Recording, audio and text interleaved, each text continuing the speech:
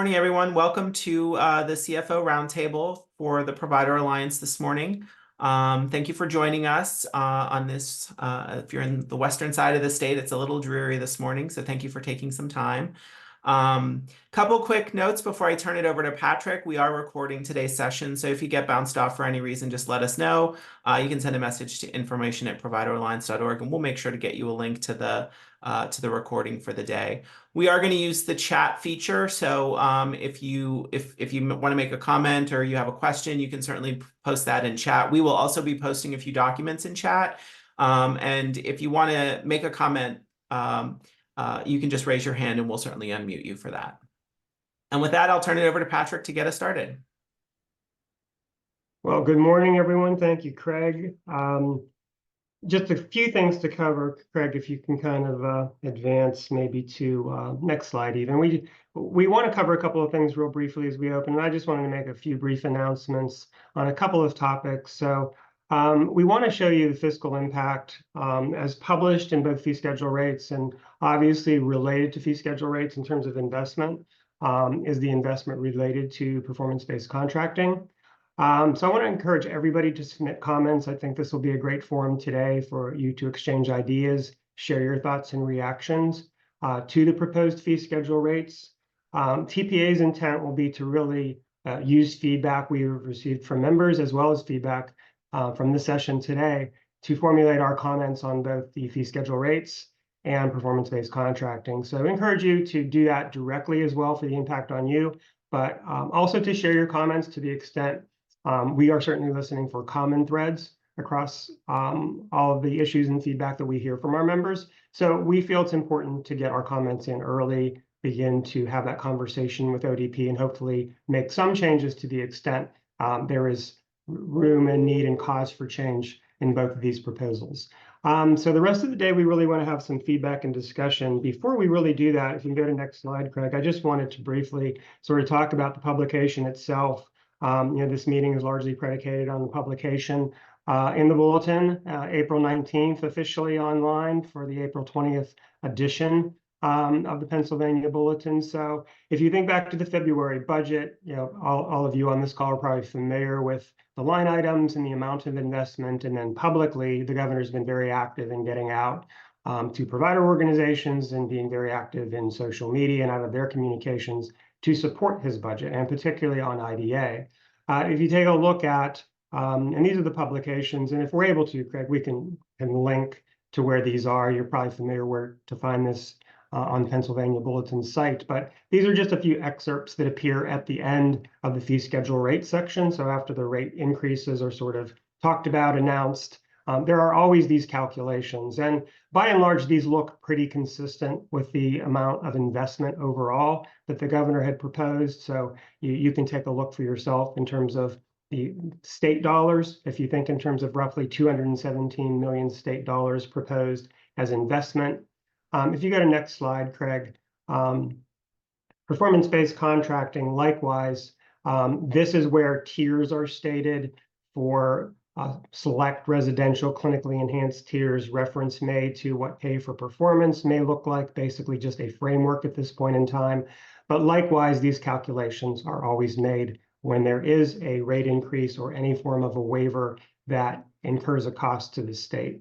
So again, just to sort of point those out, I will take this opportunity to remind everyone, and I'm assuming that most people on this call fully recognize that what has been published are proposed rates, first of all, so they are not final, they are not enacted. It is very clear that they are July 1 rates. It is also very clear in both publications that they rely upon the enactment of the Pennsylvania budget. So it's very important that I think all across the IDA community, we continue to advocate, we continue to do outreach to our legislators, we continue to do the things that you do on a regular basis in your advocacy. You likely saw a couple of days ago, the PA Senate had prepared a proposal to essentially cut taxes in an equivalent amount to the governor's budget proposal. So I think that kind of communicates that there is a budget battle going on. That is an indication that a $3 billion tax cut in response to a $3 billion increased budget. There is going to be serious discussion and dialogue for the remaining couple of months, hopefully, until we get an on-time budget. So The associations are working closely together. The associations in most every case have government relations people and lobbyists. So we'll continue to do our work together, communicate to you as members. But with all of that said, I just want to leave the rest of the day and the rest of the discussion to you.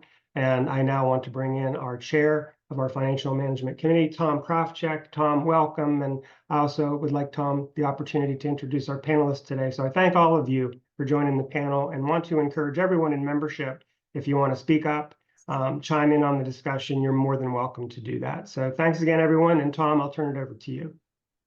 Great. Thanks so much, Patrick, and good morning, everyone. I wanted to first introduce our panelists who are willing to give up their morning to kind of give their thoughts on the ODP proposed rate setting. So first we have Dan Green from PACC, and then we got the duo of Chris's. We've got Chris Saylor from Keystone Human Services and Chris Elliott from Barber, both of whom sat on the ODP rate setting work group with me a few years ago. They listened to a lot of our thoughts that unfortunately they didn't incorporate all the assumptions in, but for that reason, you know, they have great insights on rate setting, and I'm sure we'll be able to shed some light on what they found after digging through the documents during the first round.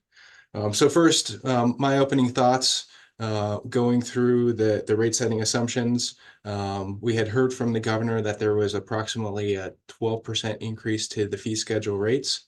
Looking through them at the highest level, you'll see some rates are increasing by as little as 5%. For example, licensed residential needs group 5 and transportation, and others are increasing, at least for the major and highly utilized codes, up to 15% for services like therapies, employment, life sharing, and certain respite and unlicensed residential rates. So it's quite a large range.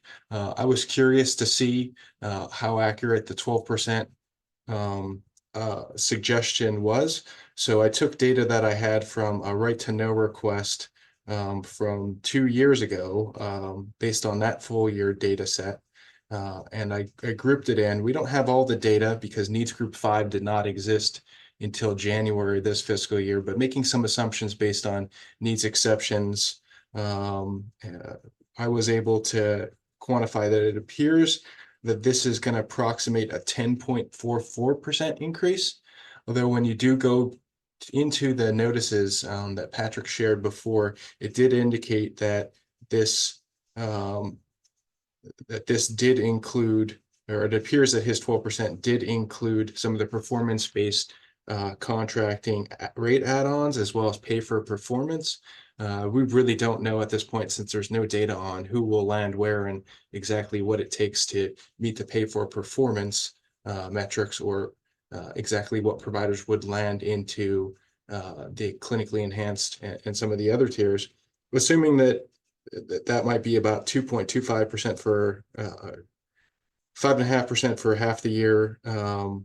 That would yield approximately an 11.9% overall increase. So we can say that it is reasonably close to 12% on average. That said, it really depends on what services your organization provides. I know we have a larger population of needs group 5 individuals, so that substantially weighs down the rate increase that Melmark will actually realize. So I wanted to kick this over to Chris Elliott, because he has developed a really helpful tool that I think is really user-friendly, that each provider can use to individually determine what the rate impact is going to be on their organization. Take it away, Chris. Good morning, and we go by Chris Squared, Tom, just so you know, Chris Saylor and I. Love it. So let me share my screen. Oh, can you, Craig or Patrick, allow me to share the screen, please? Yep, just give me 1 second here. Yep.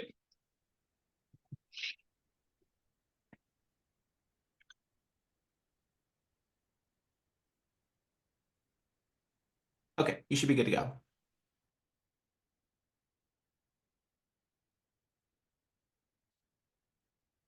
All right, so this is similar to the tool that I prepared the last rate go around. So if you've seen that, There's really not many drastic changes, just some updates. So it's pretty simple. All you really have to do is follow the instructions. And for the most part, it's really just entering your units at the specific codes that you provide. I will put a caveat out there. This is not every code and modifier combination out there. There's not a lot of people billing out some of the random enhanced communication rates. So I don't have every combination. Originally, it was built upon a similar right to know request unit data. So it covers all the units that were actually provided from 2020 or 2021. So all those code combinations. And then as we've added some new codes and combinations over the years, I've added those as well. The couple things to kind of keep a note of is for like residential ineligible, there's not a modifier that you would use. So I made one of A1 and A2 for the two different area listings. And then for those of you who provide agency with choice or adult autism, those codes are included in this tool, but I've added AWC to the end of the code set. And for transportation, the same procedure codes without different modifiers are in there for adult autism, but I added AA for transportation so that you can see that. And when we get to the actual tool, I can show you what that kind of looks like. So this is what the tool looks like. You can sort, you can filter, but you can't sort. So if you have specific codes or service types that you provide, you can just check off the ones you want, or just like anything in Excel, you can search for it. I've added 2 columns, so you can, like, if you want to exclude the adult autism because you don't do it, you can exclude it by clicking that. And if you don't do agency of choice, you can exclude those codes, and that will get rid of them as well. From there, what I've done is since there are so many procedure codes and modifiers, I've made a combined combo code. So it's the procedure code and all the different modifiers. And it's really just without any text or any spaces or colons or anything like that. It is the procedure code with the modifier right after it. So if you're trying to do like a VLOOKUP on this provider work paper to put your units back into this column, you have to make sure that the code that you're listing your units for to kind of do a VLOOKUP would be that same procedure code with no spaces and including the unique modifiers. So really all you have to do is go through here, enter your units. It will produce your current revenues, the updated fee schedule revenues, the increase, decrease in that rate, and the percentage change, increase and decrease. And then I created a summary tab where you can summarize by the service type, and it will automatically feed those results, and you'll get the summarized increase in your revenues and then the percentage increase in those revenues as well, since there are unique codes that have different increases. So this will look at that service type and kind of give you the average summary of the increase and the percentage increase. And that's really all you have to do. The hardest part is getting the units in there, and everybody's system spits out, units in a different format. So you can use, like, if you have a procedure code and like a colon or a comma or a space, you can use the concatenate feature in Excel. And that will, once you could do text to columns to remove all those ancillary spaces or colons. And then you can concatenate the procedure codes and modifiers to one text string like this. And then it's just a simple VLOOKUP to shoot them over into this column right here, column O. Column O is the only column you can enter data into. So everything else is locked down, so you can't, break it or mess it up. Any questions?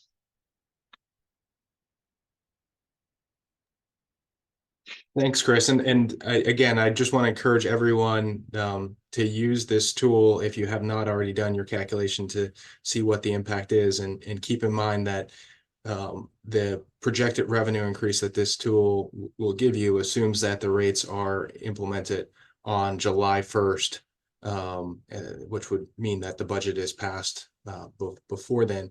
In the event that the Senate really holds this up and the budget gets passed later, you could still recognize all that revenue if they decide to go retroactive. But if a compromise happened where it was a lesser funding level and not retroactive, then well, let's just say that this makes our current budget season really difficult to forecast that. But thank you so much, Chris, for sharing this and making this available to all of the membership. No problem. And with the other half of Chris squared, I'll kick it over to Chris Saylor for any opening thoughts that you have on the rate setting. Yeah, so good morning, everyone. Just as Tom alluded to, and Chris, thank you again for this tool. It's amazing, fairly easy to use, and it really rolls up nicely to show you the percentage increase. I think, Tom, we were looking at needs group 5 as well, noting that that was a reduced percentage. I'm still working through the assumptions at this point to point out some problems that I see with it. But yeah, I mean, just using this tool has been awesome. And I'm just really curious if, like you said, budgeting is really difficult right now. So we're right in the middle of that because we're a 7/1 fiscal year, which I probably assume most people are.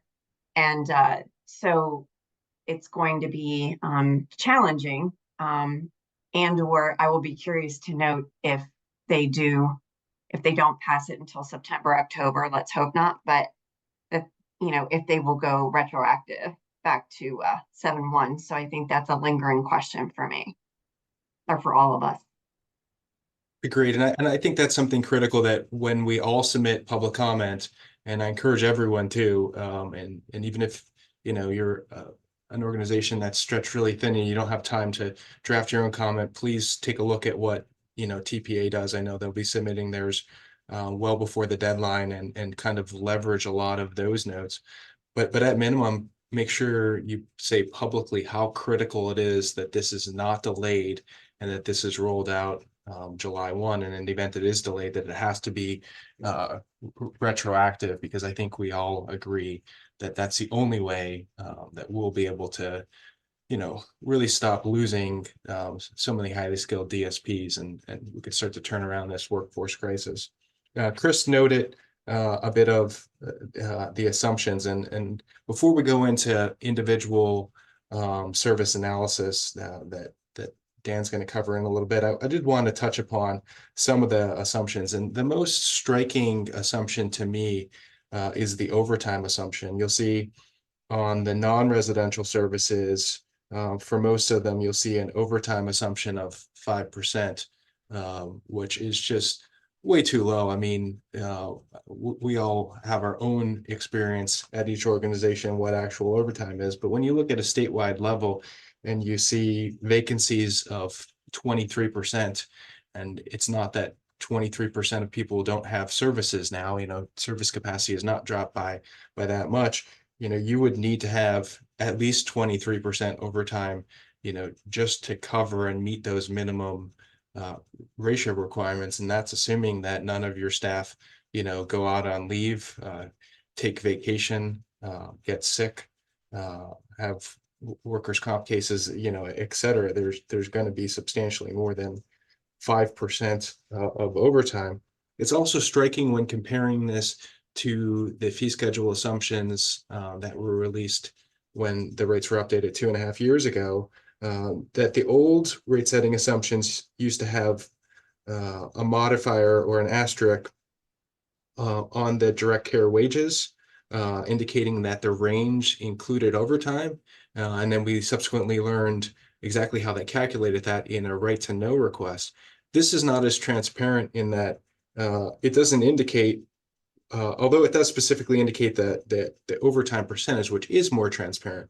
It doesn't indicate whether those direct care wages are just regular or have overtime hours baked into the rate, as was the case in the rate setting 2.5 years ago.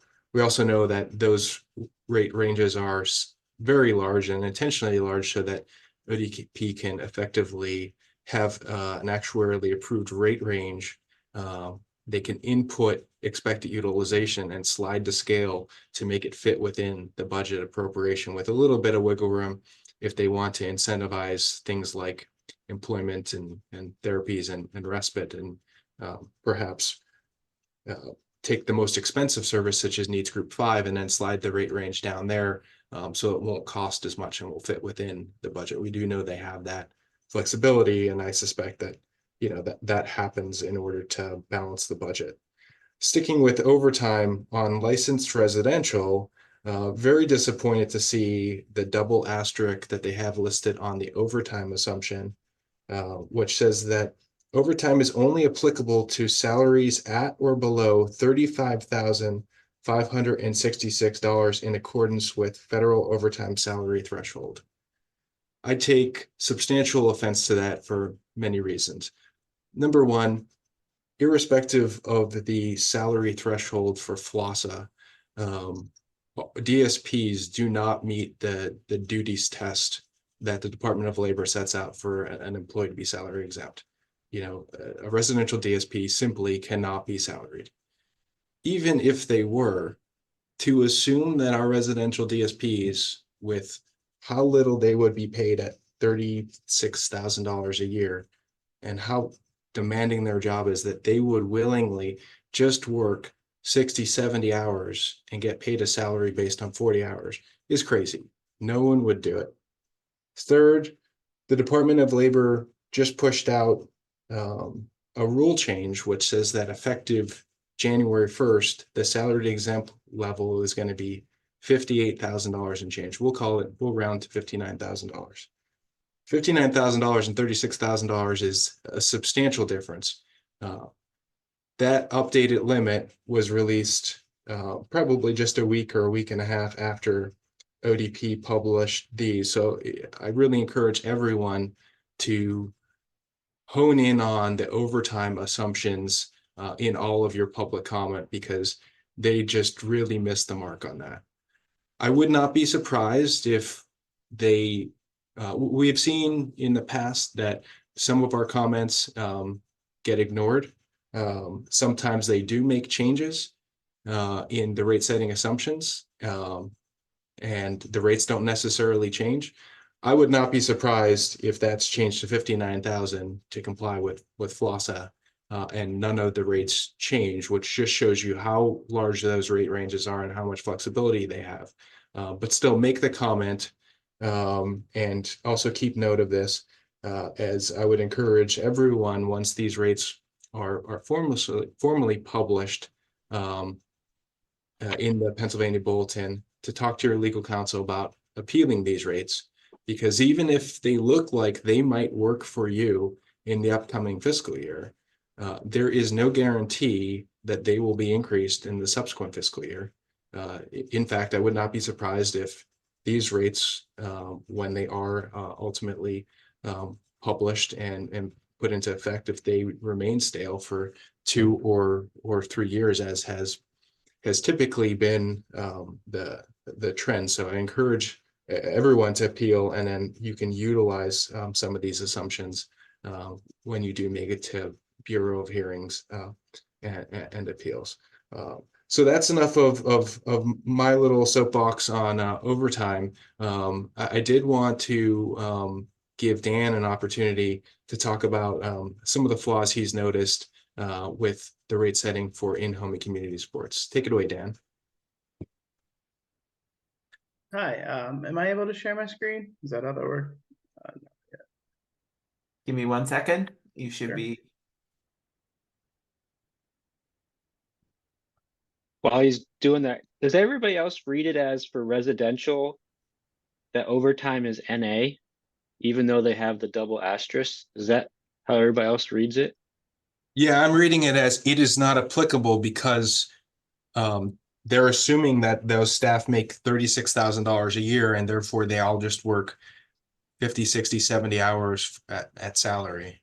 So like CPS, which is more like prototypically a 40-hour job, and residential has a lot more overtime, has no overtime assumption.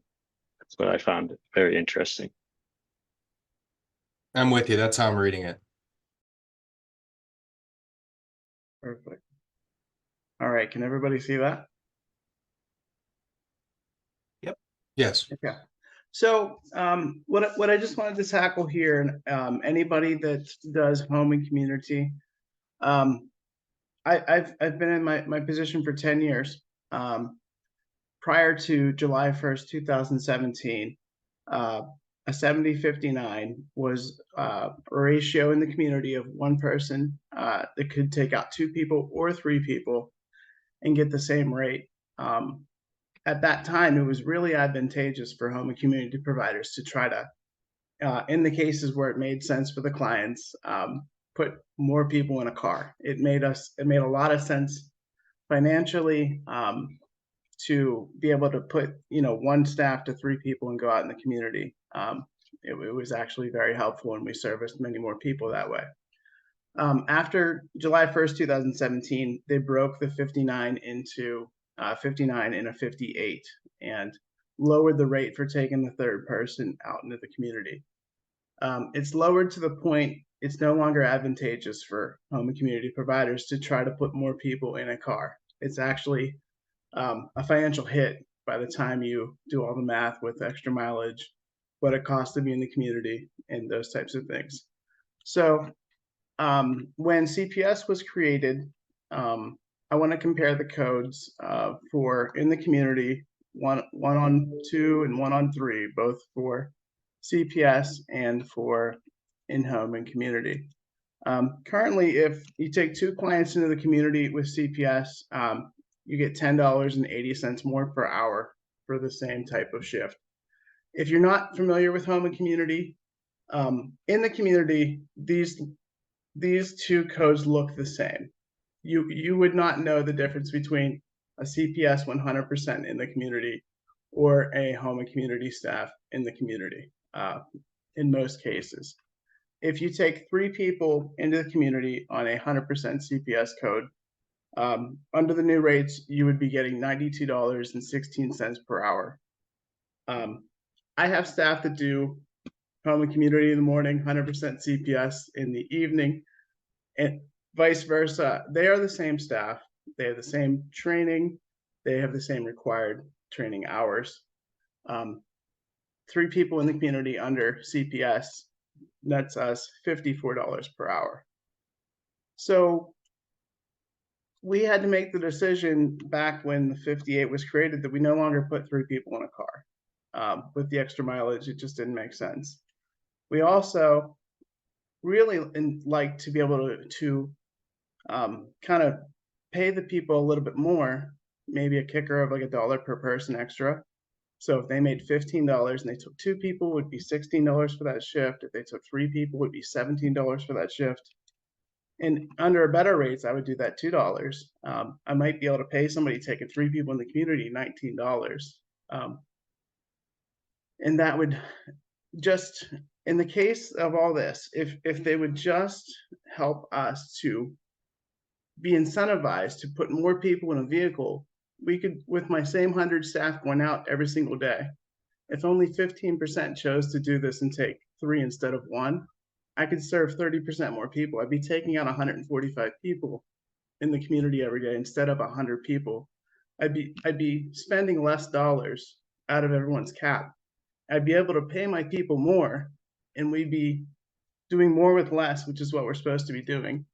And so that's kind of what I'm looking at. If you can make some comments, regarding supporting taking more people in the community in the same vehicle in home and community. Right now, it's fully advantageous for CPS, if possible, if the scenario is right, to put 3 people in a vehicle and go out into the community. It is not financially sound for home and community to do the exact same thing. And so let's save everybody's plans money. Let's pay our people more for doing more work. And let's make some comments to try to make this happen. Does anybody have questions or want to discuss any of those types of things? And if anybody has any comments or questions, you can use the raise your hand feature and we can unmute you. So I actually put a solution down. If we could eliminate the 7058 and restore the 7059 to how it was previously, with the exact same functionality that we have with the W9351, it would work the exact same way. It's exactly how it used to work. That would take care of the problem in one fell swoop, and we'd have enough to serve more people with less. Thanks, Dan. And just reading through the chat, Warren has a lot of good points, specifically on the 10% admin. I mean, 10% admin could be close depending on what's included on it, but what ODP is using in the fee schedule, it's not even, it doesn't even approximate being close to adequate. When you look at the assumptions, you'll see in licensed residential, there is an assumption for supervisors and program specialists, and then anyone above that is assumed to be an overhead. So unless you're an extremely small organization, they are assuming, I guess, that the program specialist and the supervisors report directly to the CEO. You know, and there's no one in between there. When you look at community participation supports and some of those other similar services, you'll see that they do have a director. The caseload is extremely high at 1 to 150. And I guess they assume that that director then reports directly to the CEO and that there's no other supports anywhere in between there. Bill Shoppy's comments on some of the other expectations and the way that ODP is moving relative to credentialing is not contemplated in here at all. I suspect that their counter may be that some of the pay for performance money that providers would receive once they meet certain credentialing may pay for some of that. But I think we should include in our comments things about credentialing, and as Oren mentioned, the fact that, you know, there is one new hire a day. How ludicrous is that you assume we take somebody off the street, give them one day, and then boom, they are into the ratio. I mean, you get what you pay for, and they're just certainly not investing enough here in training as itemized on these fee schedule assumptions. We encourage everyone to either raise your hand or put your questions or comments in the chat. Although there's just the 5 of us on screen, we do want to hear from everyone. Just want to back up Oren with the healthcare. I'll throw some numbers out there. Last year, my company had a 16% hit as far as an increase, and this year they came back with 19% on top of that. I was able to negotiate that down, but still, I'm looking at a cumulative 33% increase over the last 2 years in healthcare rates. It's really hard with those type of numbers, and then you look at the assumption log, and you're getting what they're giving us. Hey, Dan, I had a couple people ask if you wouldn't mind sharing your document so they can incorporate those into their comments. I'll do my best. I'm not great at this format, so let me see if you can. If you can just email it to me, I'll make sure everyone gets it. Oh, sure. And I think the other thing that is to note is that for those of us that were on the ODP work group 2.5 years or 3 years ago, these are all things that we talked about in depth and or expressed concerns with, related to healthcare, related to overtime, related to admin percentage. And it's almost like it's not being heard. If you go back to the fiscal year 18 assumptions, health insurance was 617. You know, the 2022 went down to 571. Now it's back up to 638. So between the fiscal year 18 at 617 and now of 638, it's only a 3% increase since fiscal year 18, which I thought is kind of funny. And we know that ODP's actuary is Mercer. If you go on Mercer's website, you can get tons of free documents where they talk about how much healthcare costs are increasing and how they can help you manage those costs and what type of level of benefits you should be providing to retain staff. It is completely contrary to what ODP is paying them to say in these fee schedule assumptions.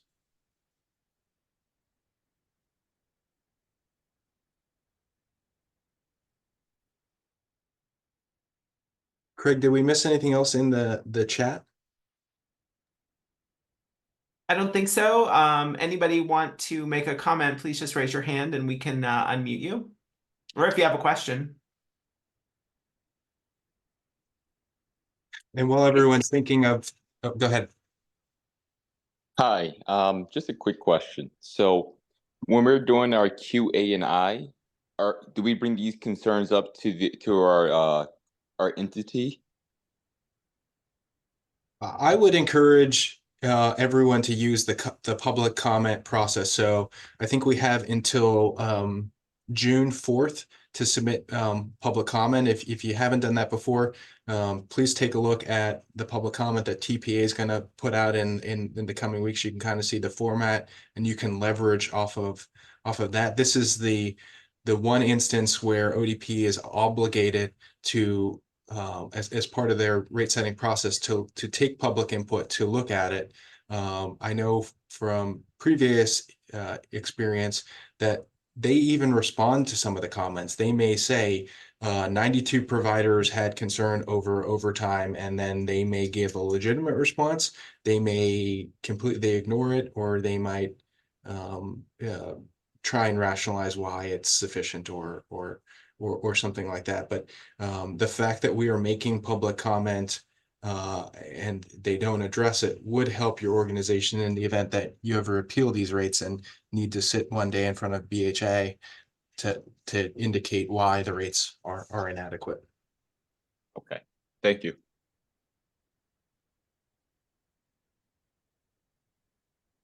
And I know this is supposed to be a rate setting, but as everyone's going into, finalizing their fiscal 2024-25 budgets, and performance-based contracting, came out at about the same time, with some degree of uncertainty as to how pay for performance would exactly be calculated, as well as we've recently learned that some of the data that will be used to determine what tier providers land in, for example, the clinically enhanced, would be based on calendar 2023 data, which I encourage everyone to also submit public comment on. I think the deadline is similarly in early June.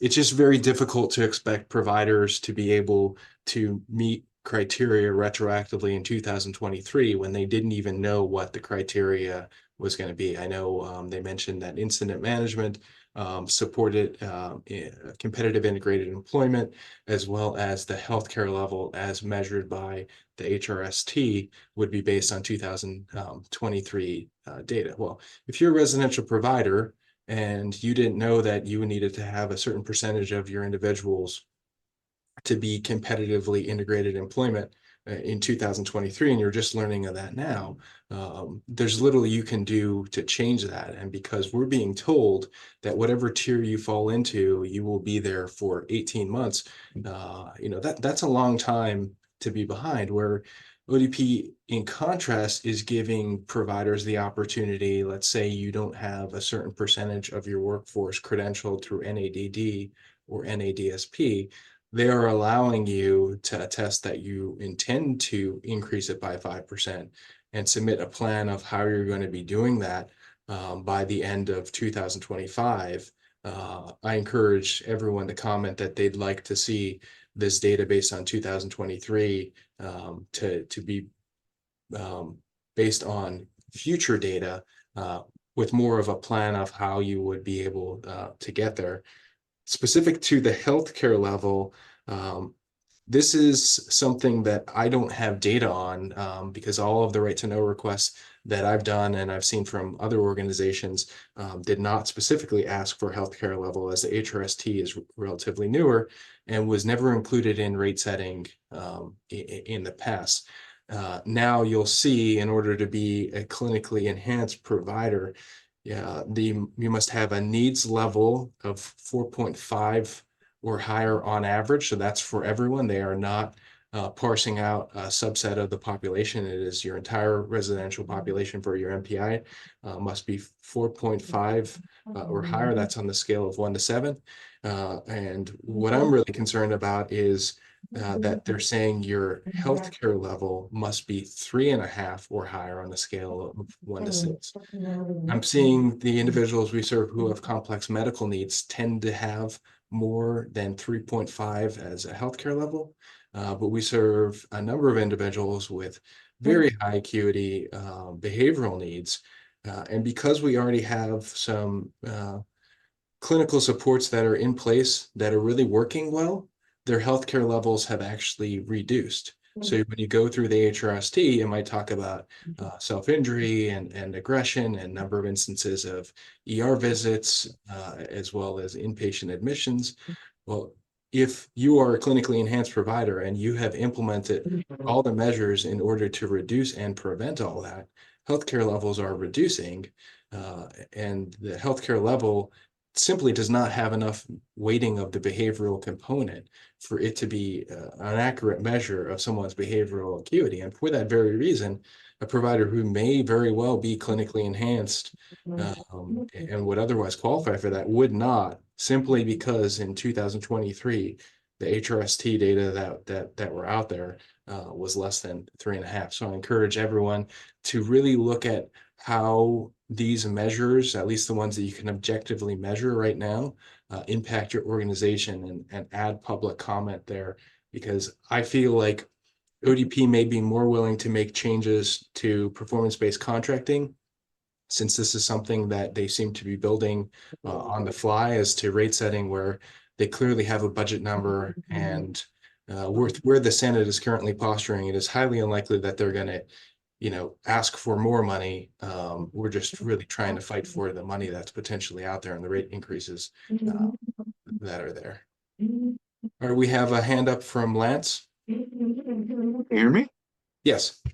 Good morning. I'm new to my position as fiscal director at EIG Services. I started on March 11th, and so kind of getting immersed in everything during the last 6 to 8 weeks.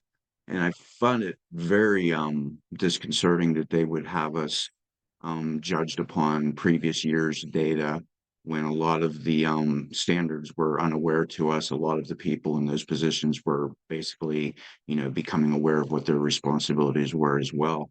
It kind of seems to me, I mean, I'm just speculating. I came from the children and youth system years ago, and so I have some background with state budget implementations.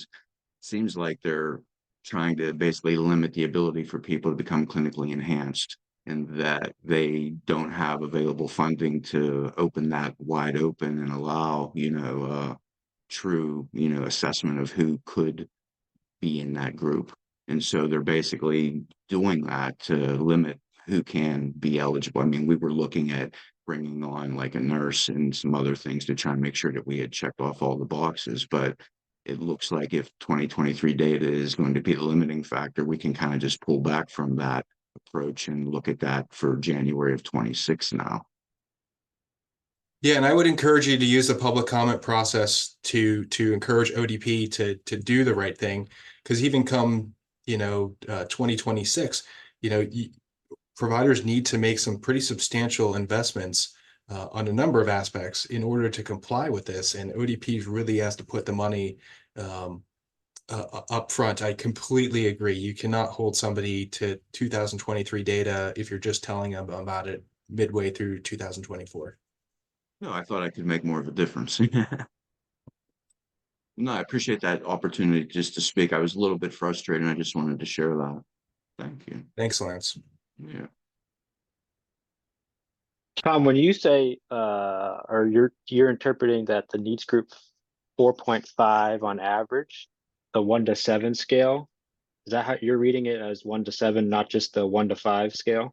Well, I was very concerned when I thought it was a 1 to 5 scale, because that would be impossible. Half of your individuals would have to be needs group 5 and the other half would be needs group 4, and you would have to charge everyone else who wasn't there, which is clearly not the intent.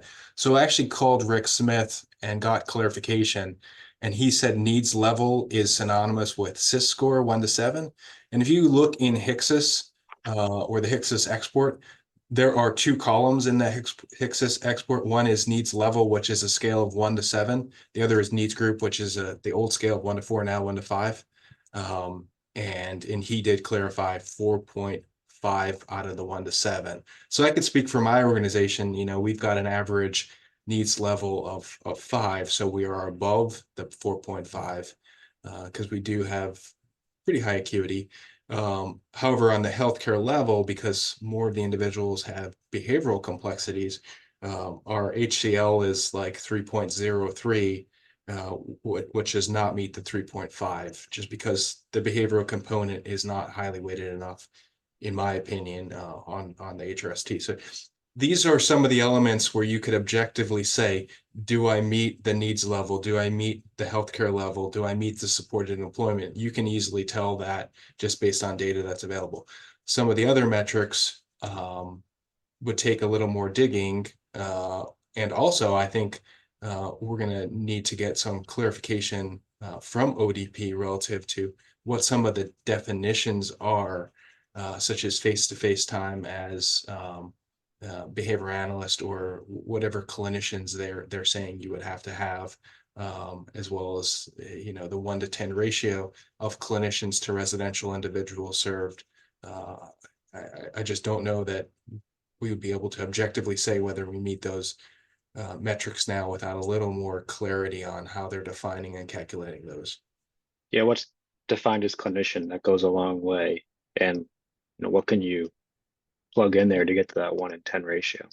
And I did ask Rick Smith that very question, and he said, good question. If that's something that's not defined, put it in your public comment and we will be sure to define it.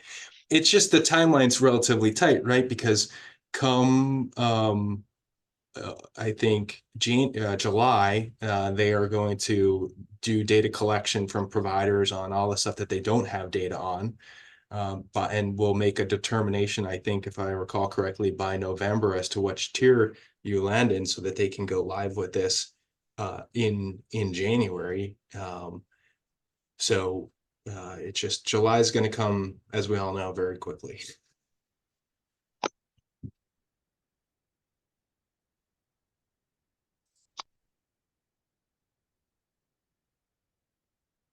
Anything new in the chat? Or anyone else have any comments, concerns, questions?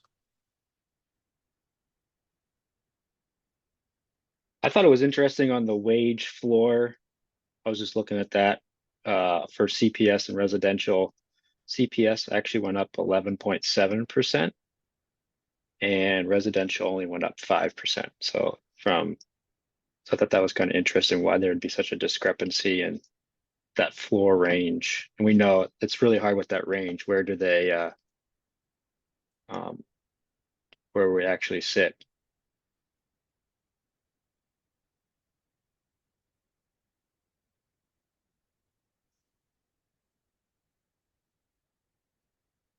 One of the other things I thought was kind of ironic, over time, they're slowly reducing the retirement benefits percentage. So back in 18, it was 2.4%. Fiscal year 22's rate assumption was 2.3%, and now it's 2.2%.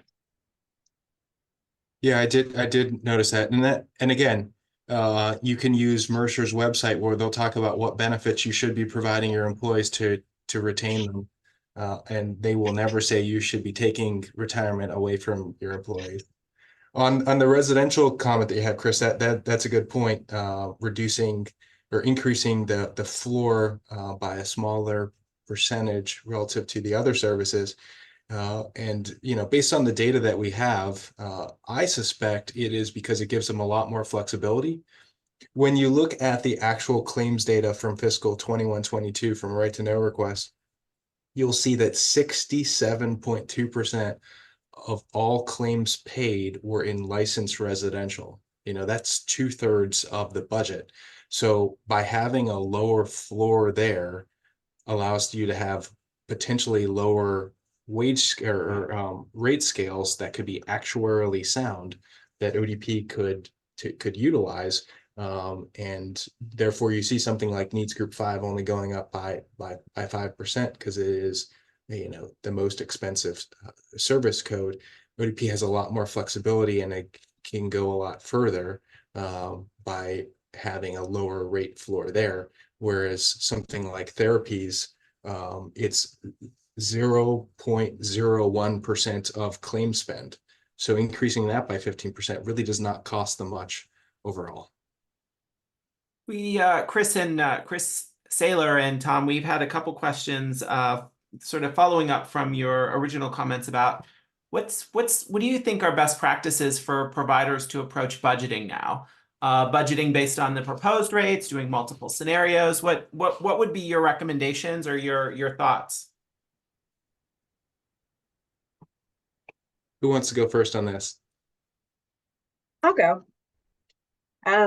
So I don't know if my recommendation works for everybody, but for right now, we haven't, and we are in the thick of budgets and finalizing actually right now to get it before our finance committee, but we have not put in any increase in revenue at this point. So we're just doing status quo. And then if we get, so we'll bring this before the finance committee in July. If we do get something I don't think we will, but something in June, we would make that change. But otherwise on the board approved budget, we would just have the revenue as we are right now currently. I would speak to the potential increases that we might see. And again, for performance-based, it's a little more blurry. And then we would make changes on our, what we call operational budget. So that's almost like flexible budgeting where it will show on the internal statements so that people can manage to it on their P&L, program supervisors, area supervisors at that given time. So we will make the changes reflective then when we know what they are. That's a good approach. And Melmark's taking a conservative approach as well. I know on Wednesday when the Senate passed the bill suggesting that they would reduce taxes and cut $3 billion of revenue from the budget, I realized that what I was hoping was that the Senate, the House, and the governor were this close away from getting the budget. I realized they're a mile apart. So what we are assuming is that rates remain stagnant and the same for the first half of the year, and we are assuming that they get implemented as proposed on January 1. Probably much more likely that something might happen after the election, since this appears to just be politics, but what do I know? So then that is the same as saying, okay, maybe they get approved for the whole year at a lower level. I mean, sure, they could be retroactive, but the only way they'd be retroactive is if the Senate actually gives all of the funding that is needed for the state to be able to pay that. So I just like the conservative approach to budgeting, knowing that we could get a good guy if things are approved, as proposed. That said, I think that if they don't go retroactive, or if they actually implement these rates at anything less than they currently are now, they will be even more ripe for appeal. I mean, what would be a better stance for a provider than to go into BHA and pull up the notice and start to read from the rate setting methodology saying that this is in accordance with regulation, is based on a market-based approach, and it's designed to ensure that there's sufficient access to services and encourage providers to promote choice and availability of services and all this other stuff in there, as well as the detailed assumptions that they have saying that this is what our independent actuary and us said is necessary, to provide these services. If they implement anything less after putting this out there, I think that we would all be very successful upon appeal. And I think it was intentional that they put this out because the governor's going around the state talking about education, and he's talking about our services. And these appear to be the top two budget priorities. So I think it was advantageous for us for all of this to get published prior to them making a budget decision. Yeah, and I think that's a good approach, Tom, because you land in the middle somewhere, right? So that you have a half a year at the current rates, and then you have a half a year at the proposed rates. I think Kelly makes a good point here too. She's in the comments about our intent as well from an organization was if we do get the proposed rates, we're going to try and get that as much of that in the DSP's hands as possible. So I wouldn't say it's a true one-on-one in and out, but that was some of our thought process as well. So thank you, Kelly, for bringing that up.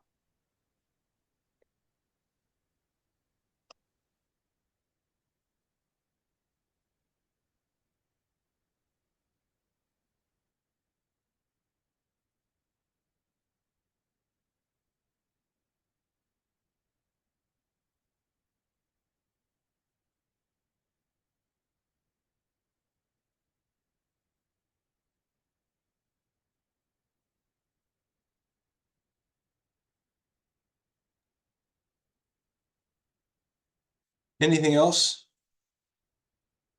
I see Oren is now listed as a panelist. Oren?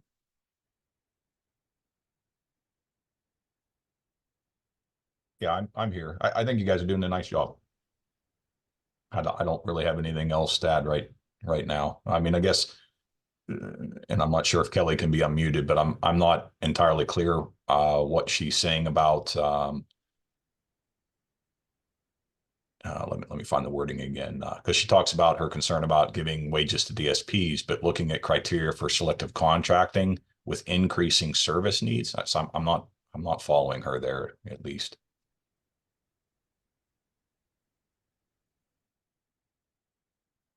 Kelly, if you want to talk, Yeah, I was going to say yep. she's on. Yeah.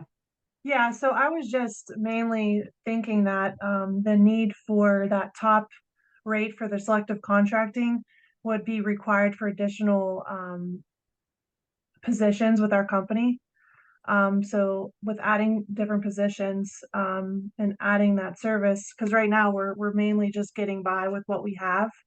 And we need DSPs very, very much so. And with the new selective contracting, if we want to be in that high tier, we're going to have to invest money into, getting to those tiers. So that's what I meant by that. Yeah, and there's absolutely a serious investment that needs to be made. I would say by any provider, even if they think they're already going to qualify for something above the standard tier. That's why there was a lot of us that were on that selective contracting work group with ODP that we pitched very hard for the performance-based pay ability to be there for providers at all levels. I actually advocated that the performance pay not be eligible for providers in the higher tiers. That would give more performance-based pay increases for providers that are trying to get up to the higher rates. But I think I was kind of alone in that argument. And obviously, as you can see from the draft, ODP allowed it to be at all levels of tiers in selective contracting. So yeah, and I don't know if anyone saw our comment, but at Life Steps, we've analyzed the current rates and the proposed rates in the budget in order for us to keep a balanced budget with the investments we're making to try to align with selective contracting. We had to use the rate assumptions of the proposed rates. There was no other way to make a balanced budget. And so obviously that's a component in our talking points for the public comment period. Whether they're enacted 7/1 or not, they need to go retroactive with these rates like they've done in the past to allow providers to make the necessary investments to meet the things they're asking for. So Yeah, obviously, and just to, and I'm sorry, Tom, and then I'll stop it. Obviously, we have some control over that, right? So we just won't do some of the things, right? Wages are the more than 80% of the cost for our agencies. So if for some reason the rates don't look like they're getting approved, we'll just be a little slower with some of our actions and can control some of the expenses. Can't control everything, but that's how we'll address if by some chance the rates don't come through. Yeah, thanks for that, Orin. That's an excellent point. We want to invest, we want to remind everyone in our public comment that we're making substantial investments. The governor's priority is reducing the waiting list, and the only way we can do it is make those investments. So they got to invest in us. So with those closing remarks, it's 10:30. Thank you so much, everyone, for spending this morning with us. Please, please, please submit your public comment, and have a great weekend, everyone.